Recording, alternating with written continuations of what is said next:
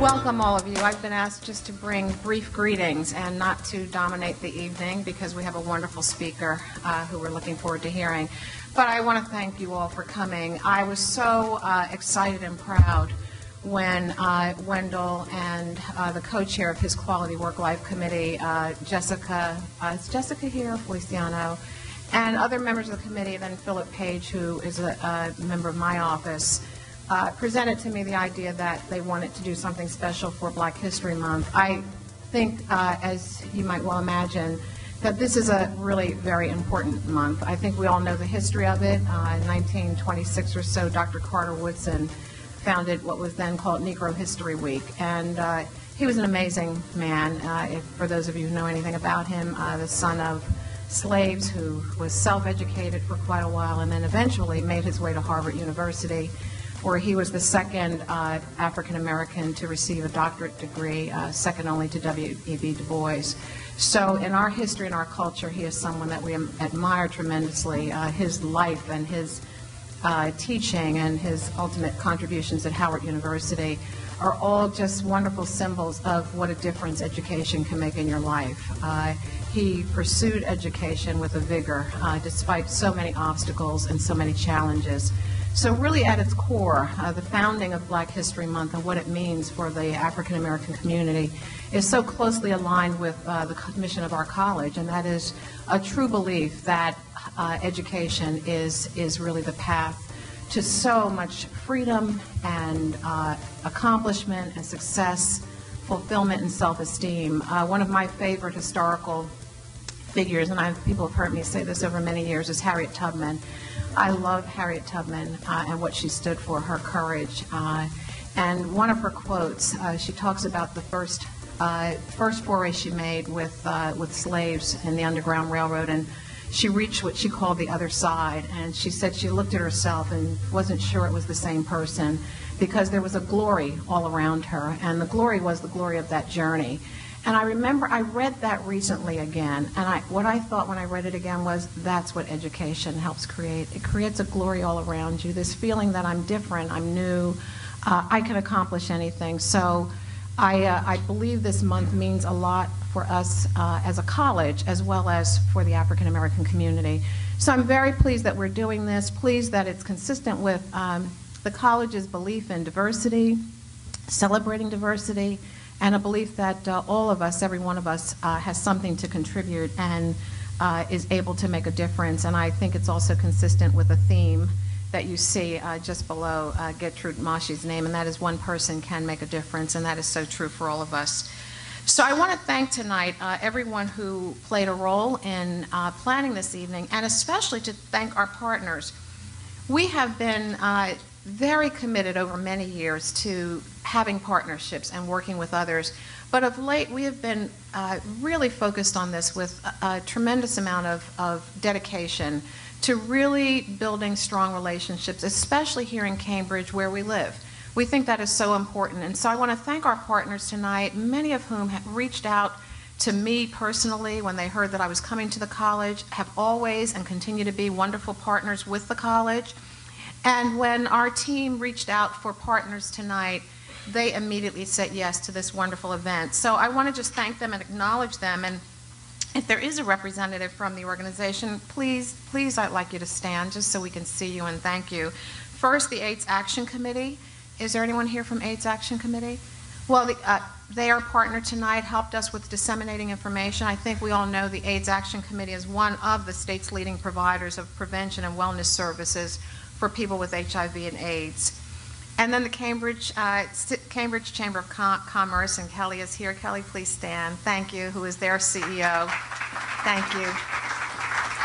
And the Chamber is a 1,500-member organization. They engage local businesses in government and philanthropic activities. They provide connecting and educating for their members and a forum for all of these businesses to come together to talk about and assess the needs of the Cambridge business community.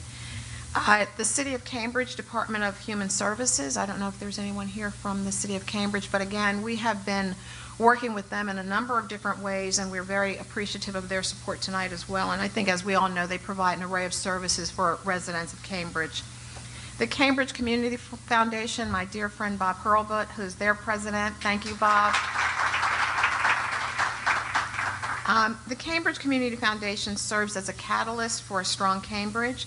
The foundation not only provides grants and philanthropic support, but they convene and they bring leaders together across government, the nonprofit sector, the philanthropic sector, to really assess and work together on, again, responding to the needs of the Cambridge community. And we were thrilled to host one of their events recently in partnership with Bob and the foundation. So thank you for tonight and your partnership in return.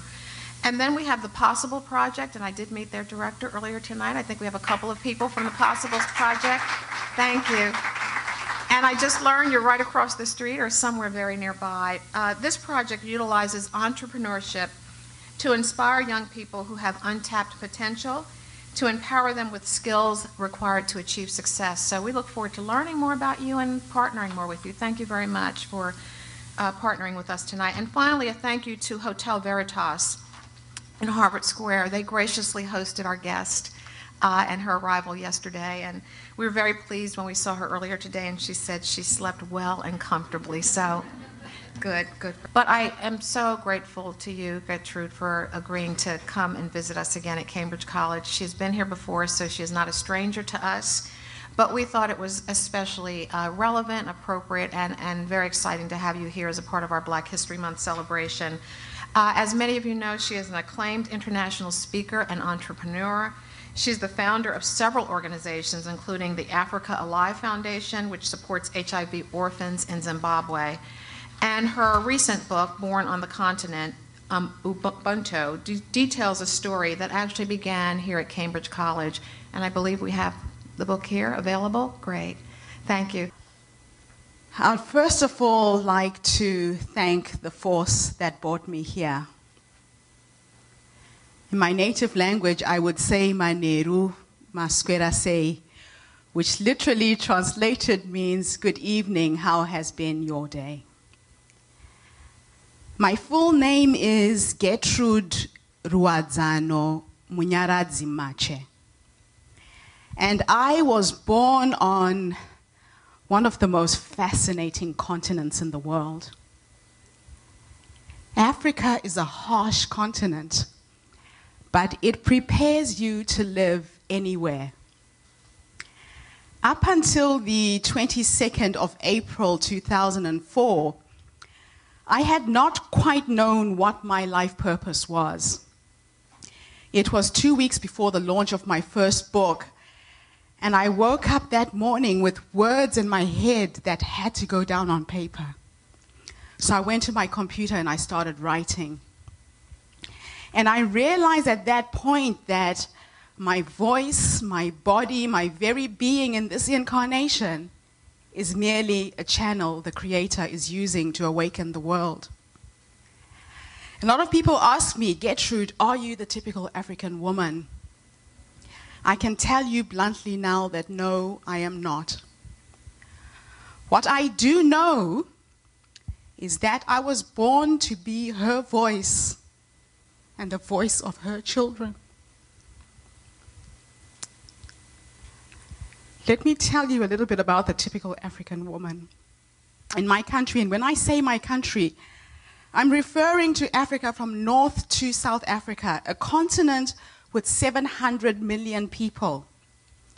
The typical African woman is at the bottom of the food chain. The typical African woman is always the last to eat. Her role in society is to bear the children, fetch the water, fetch the firewood, make the fire, prepare the fields for sowing, sow the seed, and harvest. And in most situations, she does this single-handedly. And at the end of her exhausting day, she's the last to eat the leftovers of her prepared meals. In my country, the typical African woman is physically and psychologically abused. In times of war, she is raped, and she personifies the downtrodden human being.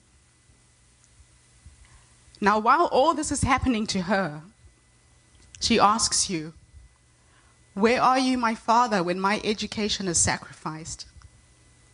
Where are you, my brother, when I toil in the field and in the kitchen?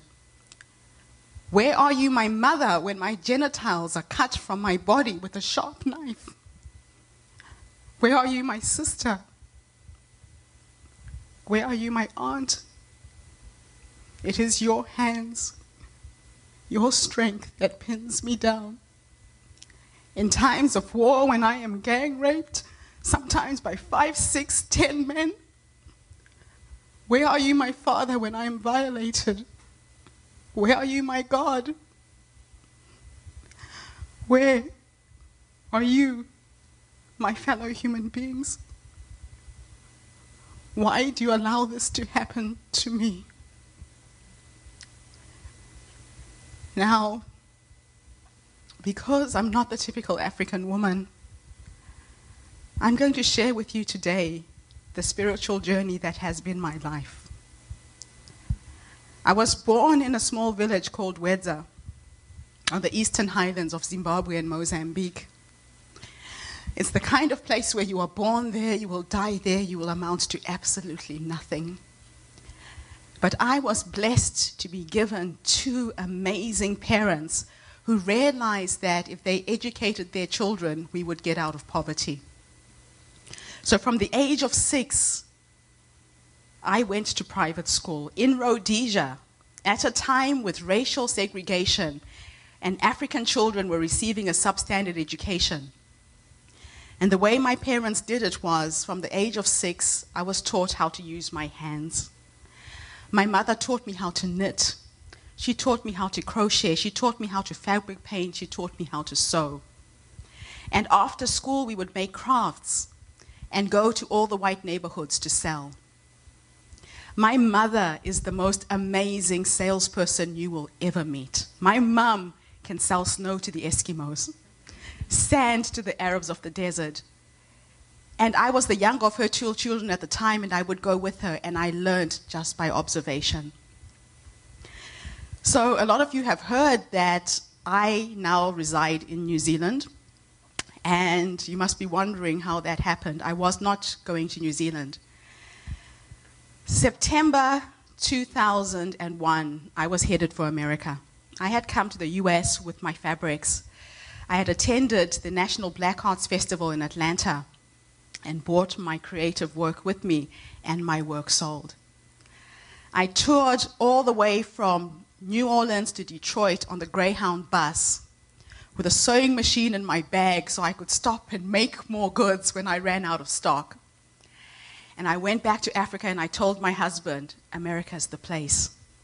I actually started teaching people my traditional batiking technique, which is very unique to Zimbabwe, because instead of using wax as a resistance, we use cornmeal and water. So I started promoting my workshops in all the community colleges in New York, and before I knew it, my workshops were filling up. I went back to Africa with 15 workshops signed up.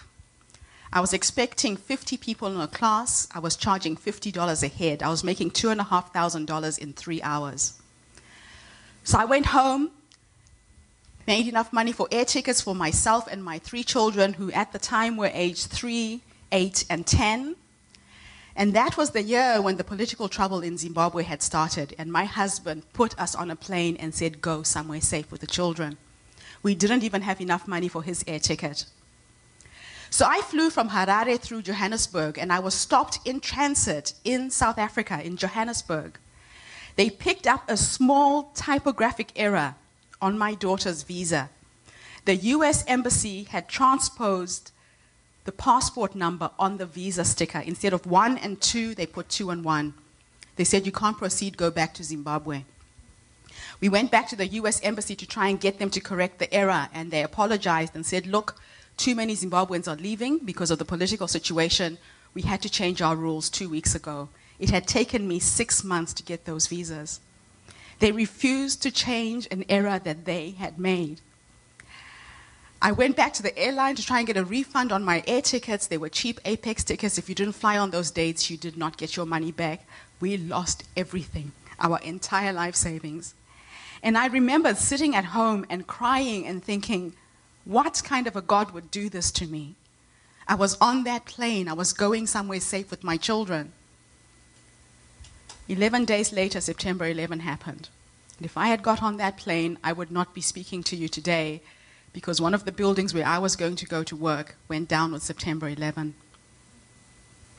I was spending 2 weeks in New York. My end destination was New Orleans. I paid a deposit to rent a house in New Orleans that disappeared 2 years later with Hurricane Katrina. So when I look back at my life 11 years later, I realized I wasn't supposed to come here. I ended up in New Zealand because I had a cousin who was living there, who says she was surfing on the internet one day and saw my misspelled name, sent a one-line email saying, "Getrude, where are you? You need to leave Zimbabwe." I told her what had happened. She said to me, "Getrude, if you have faith, find the money. Come to New Zealand, you won't regret it." So as an act of faith, we sold a house we owned in South Africa, and I got to New Zealand on the 1st of November 2001, and from the day I landed in this country, my life has been magical. I tried to find work. I was trained as a systems analyst, so IT was my background. Got a job within 2 weeks. Raised enough money for my husband to come to New Zealand, but when he got to New Zealand, the Medical Council of New Zealand would not give him registration as an obstetric gynecologist. He had to wait 1 year. So he sat at home for a while, decided to find a job. So he looked on the internet, and we got him a job in Australia. Anybody here from Australia? No?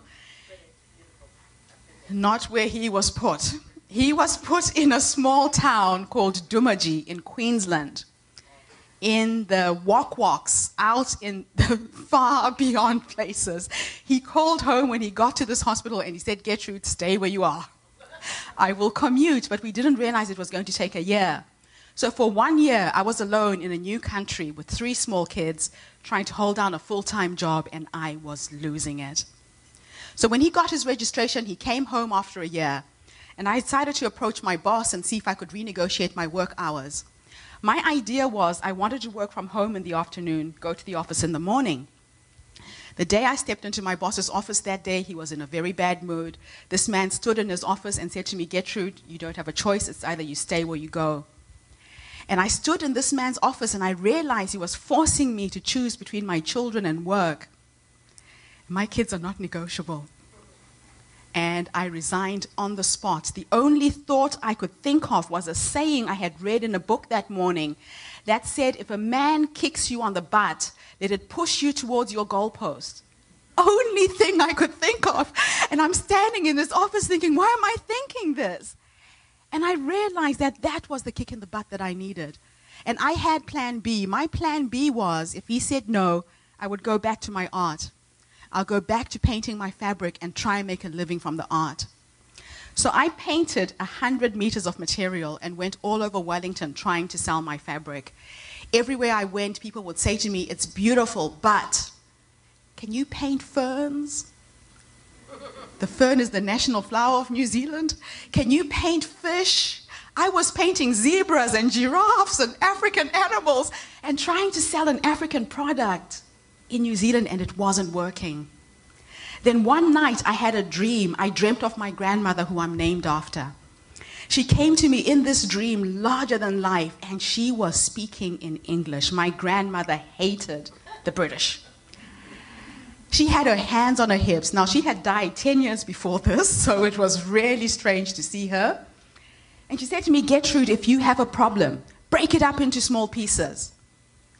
2 a.m. in the morning, that dream made no sense.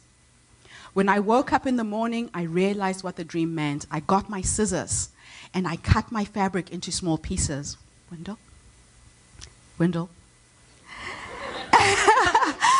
And I made 1,000 cushions and sold 1,000 cushions in 3 months at $25 a piece, and started my first business, which was a little shop that sold hand-painted cushions. And my kids could walk home from school and come to the shop in the afternoon. It was magical. But I found that I was selling more of these cushions using the internet and exporting back to the United States. I wasn't making any money sitting in that shop. But for 1 year, I sat in this shop thinking of other business ideas I could implement in New Zealand.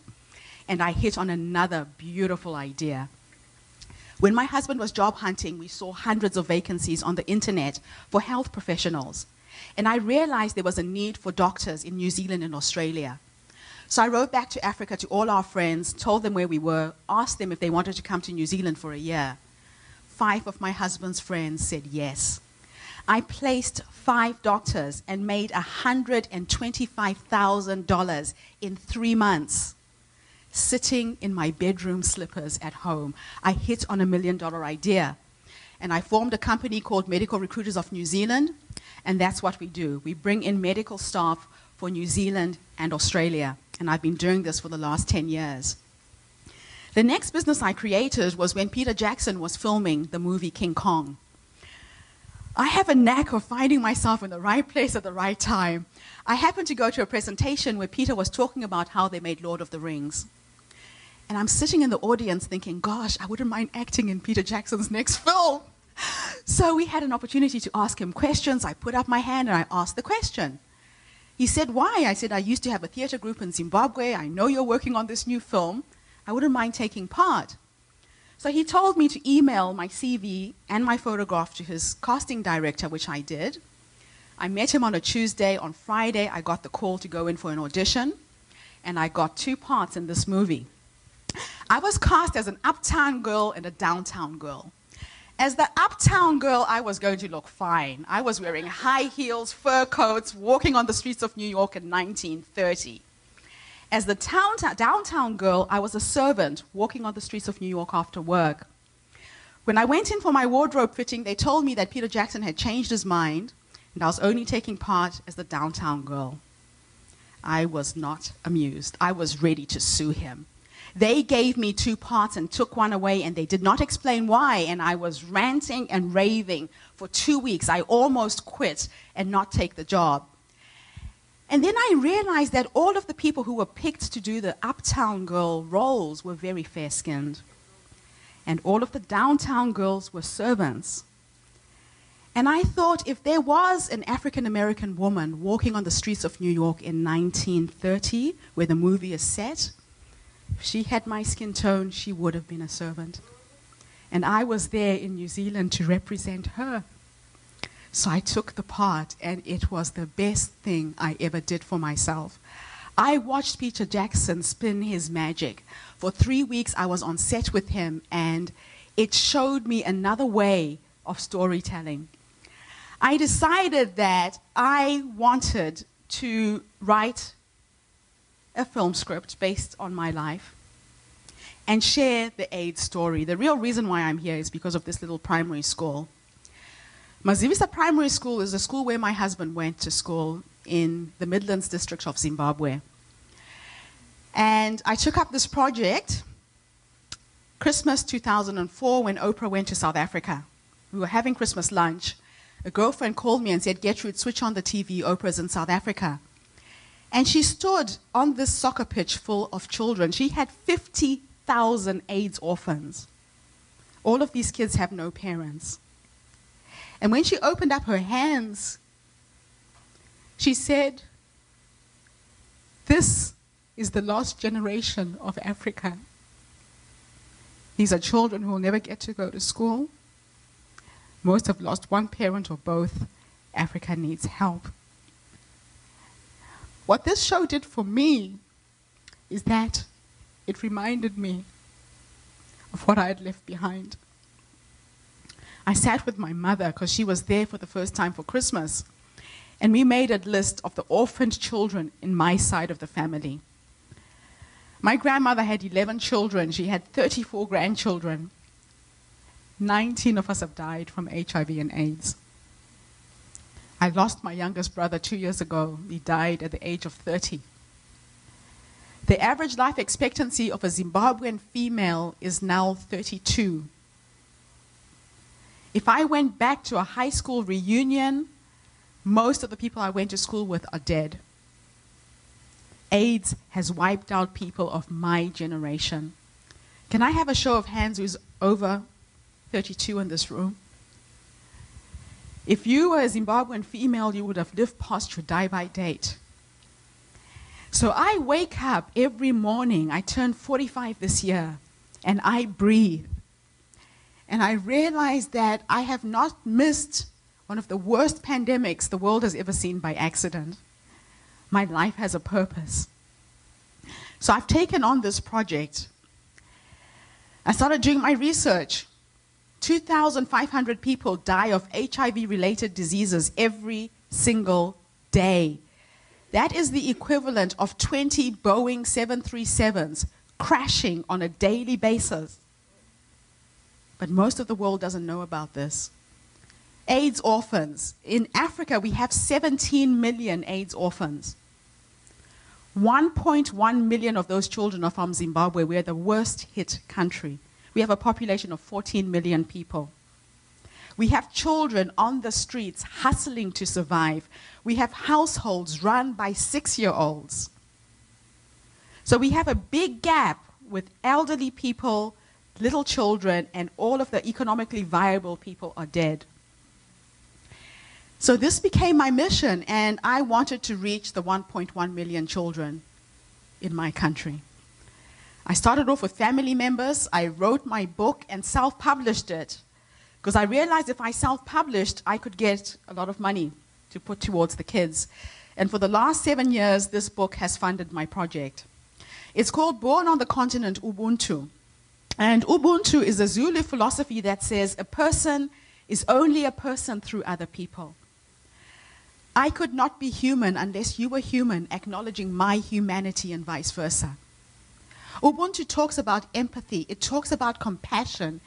It talks about the connectedness of humanity. We are one. In Ubuntu, there is no you, there is no me, there's only we. And somewhere in our evolution, the human race has forgotten this. This is why we have situations where in the Western world, people are dying of obesity. And in the developing world, we are dying of starvation. There is enough in this universe to go around. And I think that's the message that I came to awaken people to. That wherever you are, whatever little you can do, do something when you see a need. So I sell it for $35, and I created the Africa Life Education Foundation. And it has been a magical, magical, magical journey. I now look after 360 children in my home village. And I am writing this film script based on my book, based on my experience. If you come into my office, I have these 8 fake Oscars sitting on my shelf. When you buy my book, you have to read the last chapter first. The last chapter of my book is my obituary. When I published this book, I predicted what was going to happen from now until I die at 100 in 2067. And everything has started to come true. People thought I was crazy. There is something about writing things down that brings it into being. In the Bible, it says, then there was the word. You have to speak it. I wrote that I was going to form a foundation. 7 years ago, this foundation did not exist. I wrote that I am going to write a screenplay that is going to bring an awareness about AIDS. A lot of stories have been told about Africa, but never from an African perspective. I'm always disappointed when I go and watch these films. And I decided that I want to be the first African person to write, direct, and produce an Oscar award-winning screenplay. When I first said this, I was shaking in my shoes. When I said it the second time, it felt good. The third time, it felt real. Now I just have to finish writing the damn script. And I handpicked all of my actors. Everybody who's taking part in my screenplay is doing it for free as an act of charity. This movie is going to gross millions on the box office. And all that money is going to go towards AIDS research and AIDS orphans. I picked a very fine man to act as my husband in my film. His name is Mr. Denzel Washington. The most amazing thing happened 2 years ago. My oldest son wants to be an actor, so he goes for all these auditions. He gets picked by Peter Jackson's team to work on a movie pilot. Guess who the director of that film was? Mr. Washington comes to Wellington, New Zealand, and picks my son to take part in his film. And I had met him in person when I was 19 years old. I took part in a movie called Cry Freedom. Anybody watch Cry Freedom? Yes. So I met Denzel before he was famous. I spent 2 weeks on set with him. So when they told him that there's a crazy woman who says she's from Zimbabwe outside, who says she knows you, he came out to meet me. He took one look at me and he said, "What the hell are you doing in New Zealand?" So I told him my story and I said, "Denzel, I need you to take part in this film." He just hugged me and he said to me, "Getrude, if I have the time, I'll do it." That was the day I wrote the Oscar acceptance speech. So we are going to win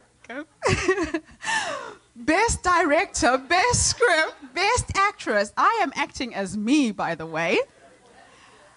And this is my most favorite quote in the world, that the most wonderful thing about life is that you have a chance to write the script, to be the director, and to star in your own epic.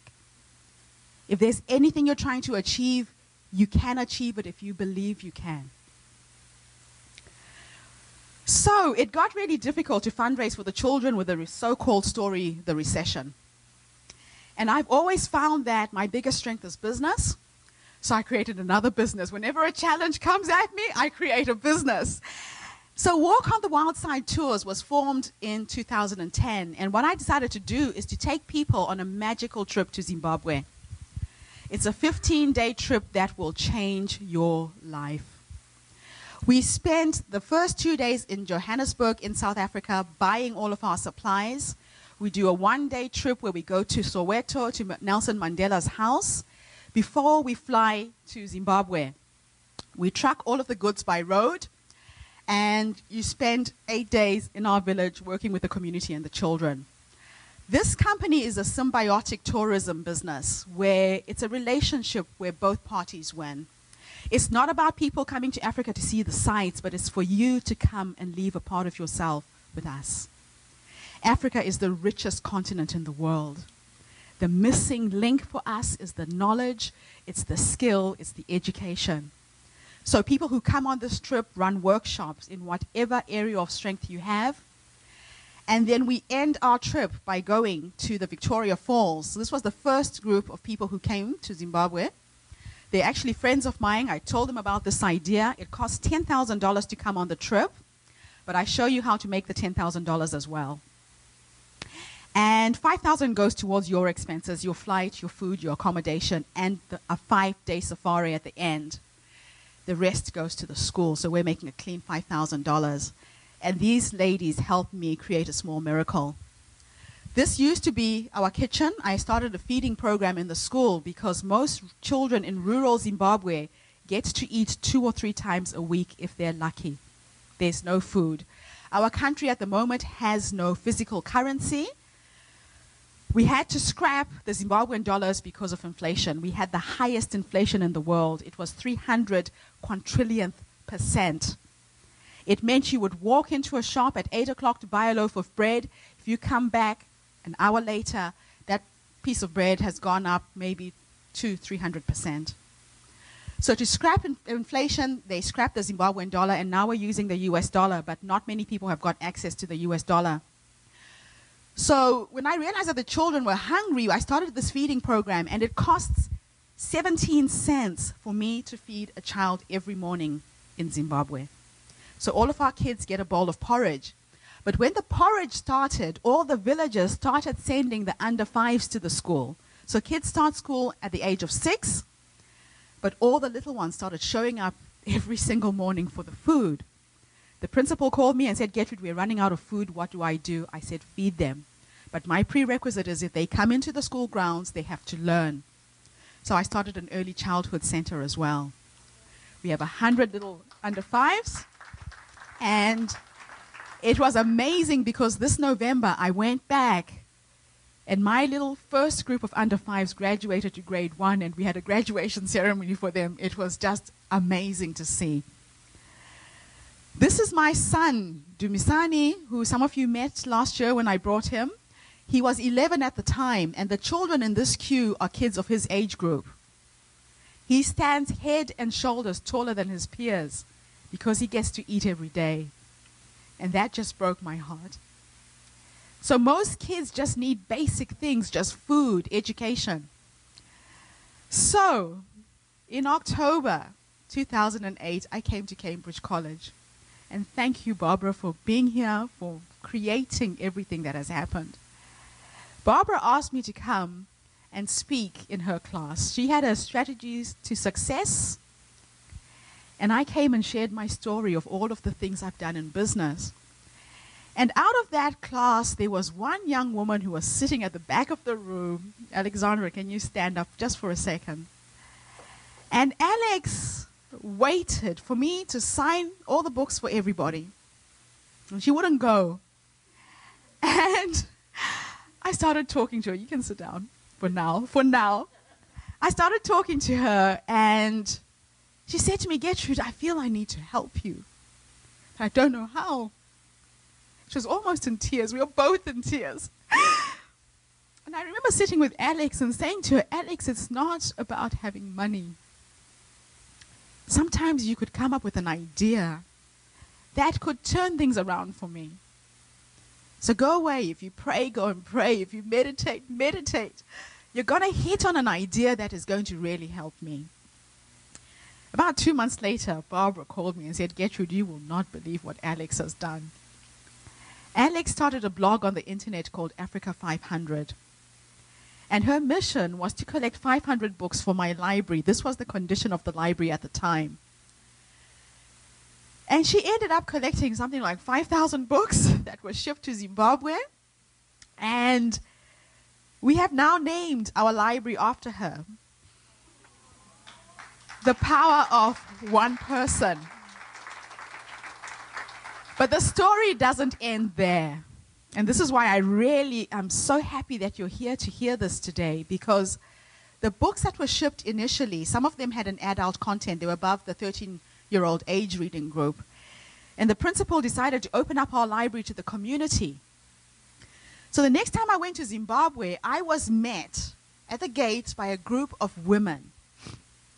These women were dancing and chanting and singing, and they literally picked me up from the car and carried me to the principal's office. And they said to me, Gertrude, thank you, we've learned how to read. We've learned how to count. One woman said,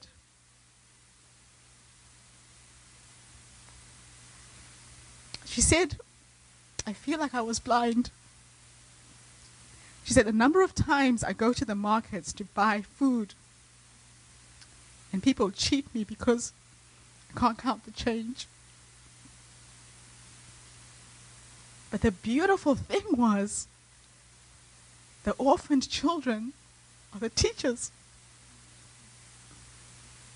Our little ones run reading lessons in the afternoon. It went 360 degrees. And Alex was one person. She had no idea what she was doing. She had no idea that that set of books was going to change generations and generations and generations to come. So Alex, thank you. You stepped up. You had no idea how. And a lot of people stop there and they think, what could I do? And we start with all of the I don't haves. I don't have money. I don't have time. I don't have skills. I don't have. And yet we all have. In our communities, there are projects you can get involved in. When you hear that there's an earthquake in Haiti, can you imagine if we each gave $1? Just $1, when there's a disaster somewhere in the world. What a difference that would make. But we all stop, and we start with how. But when you have a dream and you have a passion for something, and you feel it in your heart to take action, just take the first step, because that's where the magic unravels. So that was the library. We refurbished it. Keep going.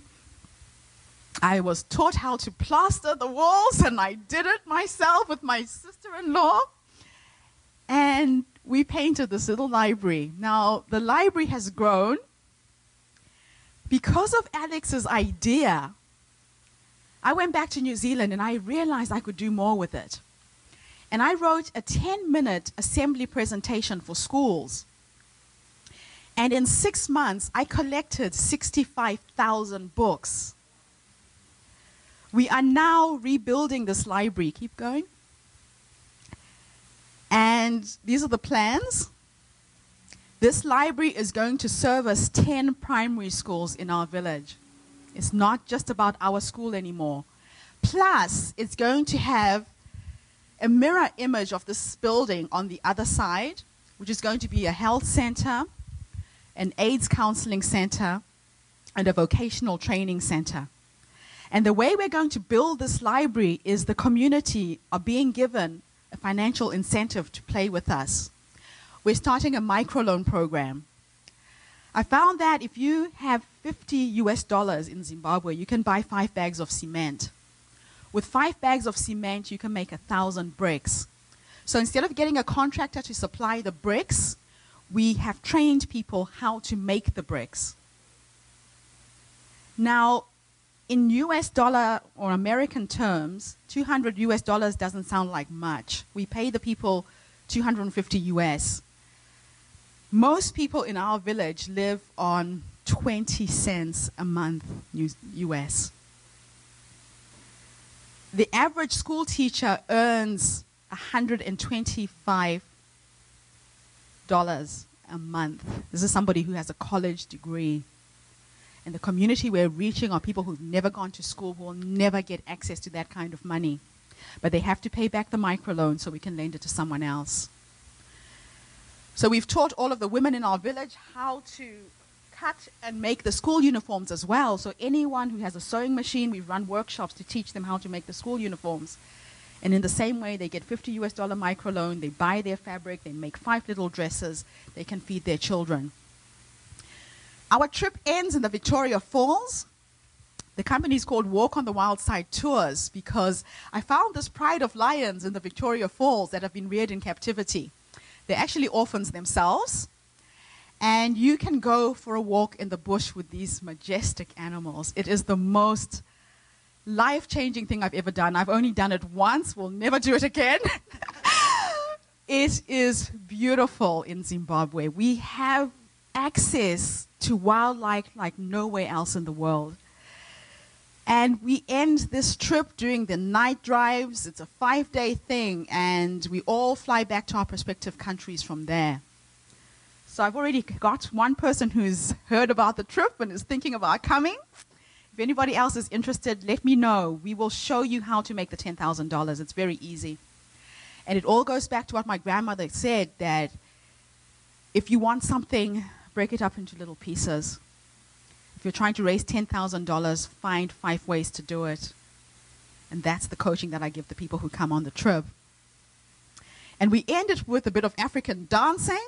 Keep going. And everybody gets their tribal markings. Keep going. They got really creative this year. Keep going, Wendell. This gentleman is from New South Wales, Australia. He saw a small video that I posted on Facebook. Signed up, came on the trip. He's now quit his job and is now an official ambassador for Africa Alive. He's actually writing a book called My Walk on the Wild Side, a journey to Africa that changed my life. His name is George Arts. He's a laboratory scientist, and he's going to head the AIDS testing center that I'm going to put together. So all of these people are just flowing into my life magically. I mean, the internet is an amazing tool. Keep going. Keep going. And then we end our trip on the Zambezi River on a sunset cruise before we come back. Keep going. This is my amazing family. I'll just share this with you before I stop. My husband, Barton, is my soulmate. We met when I was 17 years old. We've been married for 22 years. He is my rock. My oldest son, Simba, is graduating this year, and I am so proud of him. He is the designer of the book cover.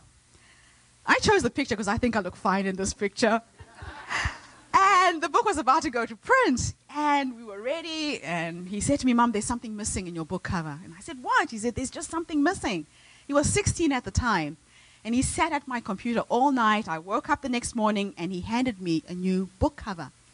When I looked at it at first, I couldn't see the difference because it was still my beautiful face. And he said, hold it back. So when you buy the book, you actually have to hold it back to see a watermark of the map of Africa on my face. He said to me, Mama, I feel as if Africa is tattooed on your soul. And I had to show away.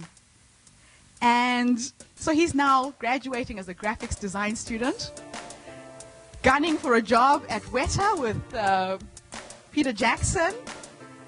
So we're all crossing our fingers that he gets that. He's 23 this year. My daughter Zianda is studying law. She's 21 years old, has got 2 more years to go before she finishes her degree.